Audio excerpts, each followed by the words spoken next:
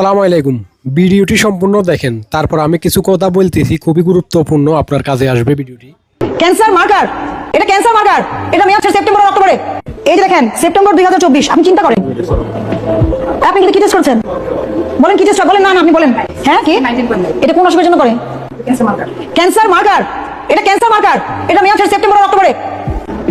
আপনি কি ক্যান্সার কি ট্রিটমেন্ট করাবেন? আপনি ক্যান্সার পেশেন্ট, আপনি কি করবেন? আপনি কি দায়িত্বশীল আচরণ করছেন? ক্যান্সার মার্কার আপনি কিভাবে এটা মেয়াদ উত্তীর্ণ সেপ্টেম্বরে এবং অক্টোবরে মেয়াদ উত্তীর্ণ হয়ে যায়? দেখছেন রিপোর্ট করার মার্কারের মেয়াদের শেষ, তাহলে এই রিপোর্টটা কি আসবে? হয়তো ক্যান্সার থাকলে হয়তো ধরা পড়বে না, আর না হয় ক্যান্সার না থাকলে সেটা রিপোর্টে ক্যান্সার আসবে। তাহলে মানুষ কি চিকিৎসা নেবে? আসলে কাকে ভরসা করবেন, কাকে বিশ্বাস করবেন? এরা দেখেন মানুষ নিয়েও এরা ব্যবসা করতেছে, কত বড় জঘন্য কাজ এটা। আসলে দেখেন একটা জীবিত মানুষকে এরা মেরে ফেলবে, মানে এরকম একটা ব্যবস্থা।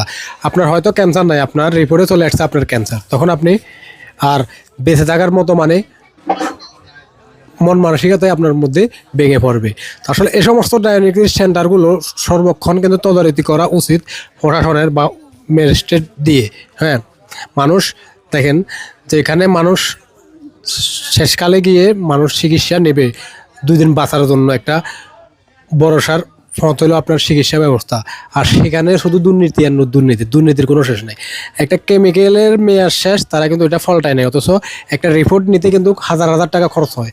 একটা ক্যান্সারের রিপোর্ট নিতে গেলে আপনার যারা নিতে তারাই বলতে পারবে, আমরা অবশ্য জানি না। তো এখানে কিন্তু কম খরচের ব্যাপার না, এখানে 10 টাকা খরচ হলে তারা কিন্তু নিতে থাকে 4 গুণ, মানে 40 টাকা নিতে হবে নিয়ে আমার জানা মতে, আমার একটা ধারণা আর কি, ধারণা থেকে বলতেছি।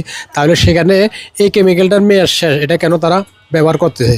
আসলে এদেরকে কঠোর আইনের মানে কঠোর শাস্তি হওয়া উচিত আমি মনে করি। ভিডিওটি সর্বোচ্চ বেশি করে শেয়ার করবেন, আর কখনও যাদের এই সমস্ত টেস্ট পরীক্ষাগুলো করান তারা একটা ডায়াগনস্টিক সেন্টারে বসে থাকবেন না। বড় ধরনের রোগ হলে আপনারা একটা ডায়াগনস্টিক সেন্টারে বা একটা জায়গায় রিপোর্ট করে আপনারা বসে থাকবেন না, আরও বরং 2টা জায়গায় রিপোর্ট টেস্ট করাবেন। তাহলে হয়তোবা মানে আপনি কিছুটা অন্তত স্বস্তি পাবেন বা আপনার রিপোর্টটা সঠিক পেয়ে যাবেন। নয়তো কিন্তু এভাবে যদি একটা থেকে নেন তাহলে কিন্তু আপনার এই ধরনের বড় ধরনের বিপদ ধরতে পারেন। আসলে কিছু করার নাই, টাকা হয়তো আপনার বেশি যাবে, তারপরও আপনার অন্তত সেফটি পাবেন। হ্যাঁ, আর বড় ধরনের রোগগুলোর জন্য আপনাকে 2টা জায়গায় পরীক্ষা করা উচিত, পারলে 3টা জায়গায়, আপনার যদি সমর্থ থাকে পারলে 3টা জায়গায় পরীক্ষা করুন। দেখেন এরা কত বড় জালিয়াতি করতেছে, কেমিক্যালের আপনার মেয়াদ শেষ, তারপরও এগুলো দিয়ে তারা চালিয়ে দিচ্ছে। এদের কঠোর বিচার হওয়া উচিত। ভিডিওটি শেয়ার করে দেন দ্রুত। আসসালামু আলাইকুম।